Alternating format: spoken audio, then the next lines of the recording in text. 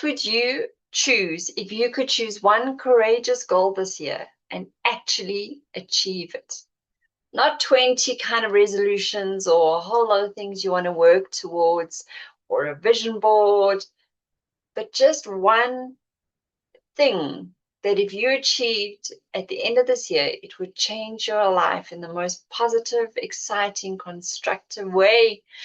What would it be? Join me on the 21st of January, where I will take you through a process to work out what that one thing can be, and also how to set that goal in a very well-formed, courageous kind of way. So setting up with all the best of goal-setting psychology so that you set yourself up for success to have a very exciting, productive, maybe a bit challenging in terms of stretching you, but very positive year this year.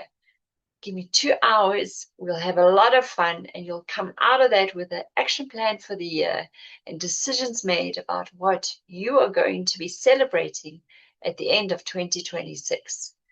So just go to innercoaching.co.za/goal, and there you'll get all the information about my free workshop happening on the 21st of January.